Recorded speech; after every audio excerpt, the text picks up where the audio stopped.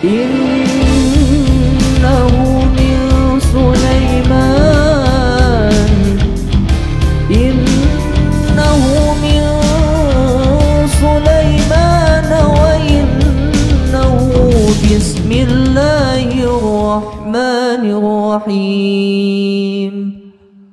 Assalamualaikum warahmatullahi wabarakatuh. Jumpa lagi di channel Atasan.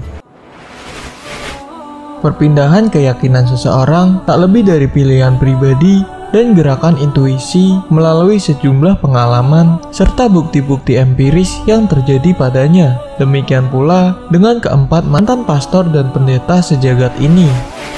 Mereka mengucapkan 2 kalimat syahadat setelah mempelajari Allah Subhanahu wa Ta'ala, Nabi Muhammad SAW, dan Al-Quran. Menjadi seorang mu'alaf membuat perubahan besar dalam diri mereka, meski harus mendapatkan perlakuan kurang menyenangkan dari komunitas gereja. Namun tidak ada hal yang bisa mengubah keyakinan begitu saja, apalagi hanya dimusuhi oleh manusia. Mereka tetap berpendirian mengakui Allah sebagai Tuhan yang Maha Esa. Dilansir dari usislam.org, berikut ini adalah 4 pendeta dan pastor paling berpengaruh yang masuk Islam. Nomor 1, George Anthony. Pastor George Anthony adalah seorang imam Katolik di Sri Lanka. Menjadi seorang pembina umat, tentu dia fasih dengan ajaran Alkitab. Setiap hari, kitab suci itu selalu dikaji sebagai pedoman hidup seorang pengikut Yesus Kristus. Namun, dia semakin menemukan kontradiksi di dalamnya, apalagi saat menerjemahkannya dalam bahasa Sinhala. Keraguan pada Alkitab makin menjadi-jadi. George Anthony yang telah menjadi pastor dan belajar selama 10 tahun dalam pelatihan imamat, kini mengubah namanya menjadi Abdurrahman setelah ia menjadi mu'alaf. Pekerjaannya sebagai pastor pun telah ditinggalkan dan kini ia memilih untuk menjadi relawan di Kuwait. Nomor 2, Khatijah Watson. Khatijah Watson adalah seorang profesor, pastor, penginjil, pendiri gereja, dan misionaris. Dia tercatat menganut aliran radikal fundamentalis Katolik. Dia juga seorang yang cerdas. Dalam 5 bulan, dia meraih gelar Master of Divinity di sebuah seminar.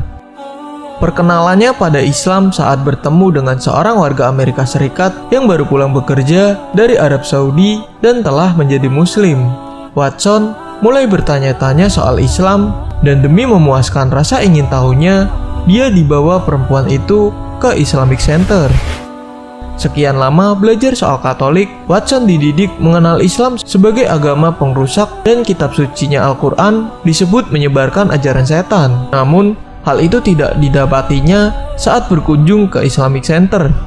Dia diterima dengan baik, tanpa intimidasi, tanpa pelecehan, tidak ada manipulasi psikologis, dan dia pun diberikan beberapa buku. Watson membaca seluruh buku tentang Islam yang ditulis oleh kalangan Muslim.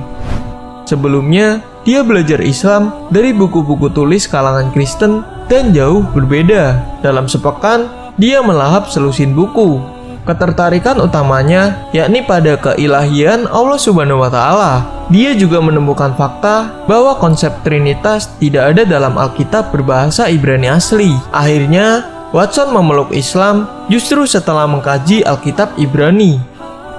Nomor 3, David Benjamin Keldani. David Benjamin Keldani adalah seorang pastor Katolik yang masuk Islam dan memakai nama Abdul Ahad Daud. Dia lahir pada tahun 1867 dan meninggal di tahun 1940. Dialah yang menulis buku terlaris Muhammad dalam Alkitab. Dia menemukan fakta nama Yesus dalam bahasa Periklitos berarti Ahmad, nama lain dari Muhammad. Setelah melakukan penelitian, bahkan Kristus sendiri tidak pernah menuliskan mengenai konsep Trinitas.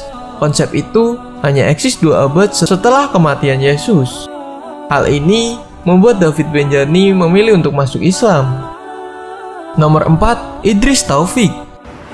Penggalan ayat dari surat Al-Maidah ayat 83 menjadi awal utama ketertarikan mantan pastor Vatikan dan petinggi Katolik Inggris.